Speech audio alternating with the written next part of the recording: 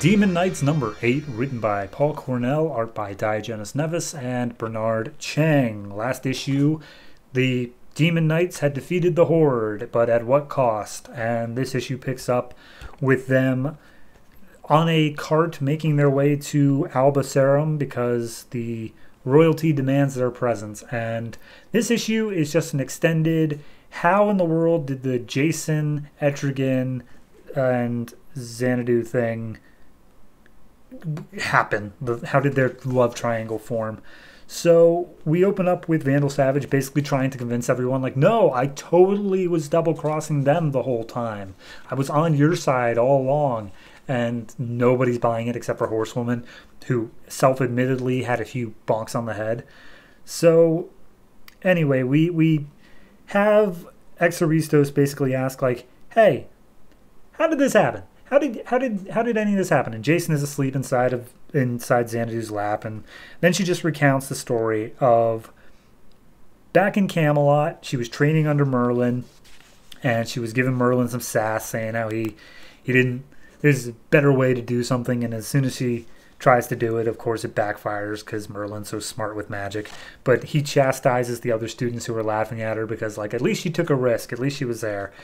And then in runs Jason, who tells Merlin how King Arthur wants him, and he's like, oh, okay, well, I'll be gone, and by the way, you two, behave. I see the way you're making googly eyes, Jason. And then we have an interjection by Shining Knight, who was basically like, wait a minute, hold on, I knew Merlin. I was in Camelot. You were most definitely not there. And then Vandal Savage makes the point of, you know, I've been to Camelot a few times, and pretty much every time I've been there, they are always complaining about how Camelot had fallen prior. So maybe there's been like several Camelots, and you two just experienced different ones. And Shining Knight kind of complains over the fact of, like, I could have gone home at any time. Like, I was purposely avoiding home because I thought Camelot was gone, but apparently it came back. It sucks. But regardless, the story continues. So Jason and Xanadu are talking, and Jason's like, oh man, I can't understand anything Merlin's talking about. I'm just writing down all the spells. And Xanadu's like, well, yeah, you're just a scribe. And he's like, oh, just a scribe. I thought we had something special. And Xanadu's like, oh no, I totally love you. And he's like, shut up, you don't love me. And then they see, what I can only explain is it looks like a UFO attacking Camelot. And then it's the fall of Camelot. It's just the whole thing of, oh, the King Arthur's dead or dying or whatever, and they have to leave. And the women of the lake, I guess, have to take Arthur to Avalon, and Xanadu is one of them, so she has to leave. And she's like, goodbye, Jason. I have to go. And so she makes her own way. But then, as we saw in issue 1, as they like tossed his sword or whatever, she dove into the lake and grabbed it, and she's granted immortality or whatever. And at that same point, Jason was bonded with Etrigan. So years passed, she was moving from town to town, and she realized that she was immortal. Occasionally people were like trying to catch her out for being a witch, and at one point she stayed in the town for too long and she was being burned at the stake when Jason showed up, and he's like, Xanadu? Hey, how's it going? And he transforms into Etrigan, and Etrigan sets fire to everybody around and then rips her off the stake and saves her. And then once that they had changed places again, she spent the night with Jason. And when she woke up, Etrigan was in his place and was just like, hey, that little snot doesn't deserve any happiness, so I'll murder you if you dare try to make him happy. And she repels him with some magic spells. And apparently she manages to convince him that because she knows magic, she would be a useful ally, and she'll like research Merlin's stuff in order to unlock his binding to Jason. So after enough time is spent together, eventually Etrigan is like, hey, we spent enough time and I've grown to like you. I'm going to mate with you. Here is a dead sheep as offering.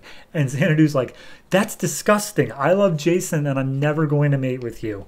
And he, of course, goes off into tizzy. As she recounts the story to Jason, like the next day, he proposes to her. And so they can't stay in a town for too long. So they eventually like save a priest, quote unquote, save. and say like, all right, tomorrow we're gonna go ahead and we're gonna get married via this priest. But then in the night, Etrigan came out, and despite the fact that neither of them told Etrigan anything, the priest was killed along with everyone else around, and he's like, we can never get married. Oh, I'm so sorry, Xanadu. And she's like, wait, I have an idea. What if I pretend to like the beast, and I'll just tell him that we're cuckolding you, and then like when you're here, we'll actually be in love or whatever. And he hates the idea, but they go along with it anyway. And yeah, that's the story of how it happened, quote unquote. Because as soon as they get there, Jason wakes up, and they're just making their way down to a river just for a quick pit stop. And Jason wakes up, and he has to transform into Etrigan as part of their deal. And when he comes out, Exoristos immediately asks Etrigan, like, hey, how did you and Xanadu become a thing? And Etrigan's basically like, well, here's how it happened. And he just plays off 3 points of the story. The point where she's rescued, the point where he offers the lamb, and the point where the burned down churches, and basically says how she was super impressed that I saved her. She loved my offering of the sheep and totally agreed to mate with me. And when we burned down the thing, it was so that I could save her from a marriage with Jason. And we then got married by a demonic like priest instead. Like it was in the name of Satan. I now pronounce you man and wife. So who's telling the truth? We'll never know. I personally wouldn't trust the demon, but hey, whatever. And then meanwhile, we just get a little epilogue page. In Albacerum, we see that Merlin is actually alive. He is here. He is practicing his magic. And a man comes in with a knife and stabs Merlin through the back, seemingly killing him. And we see tentacles coming out of his mouth, meaning that this is yet another book in the DC lineup that has Daemonites, Daemonites, in Demon Knights. This is going to be so confusing to talk about the Demon Knights being attacked by Daemon Knights. Please bear with me. But regardless, that's where we're going. Pretty much just a filler issue, it feels like. It's just the story of Xanadu and them. I like it. I think it's a solid story, and I do like how just that one page with Etrigan telling his side of the story leaves it up for debate of like, okay, but like, what's actually happening here? My only real critique on it is it just feels a little bit lazy of like, yeah, no, there were multiple Camelots. That's why these two people never met. And it's like, okay, I guess, but it just feels a little bit like maybe you had something else in mind and then something made it not work and you just had to kind of make something up. I don't know. Maybe this was the plan all along and it's going to turn out to be some big thing later on that there are multiple Camelots, but I don't know. It feels a little bit weird right now. But overall, no, I really like this issue. I give it an 8. Mainly because it is just mostly filler.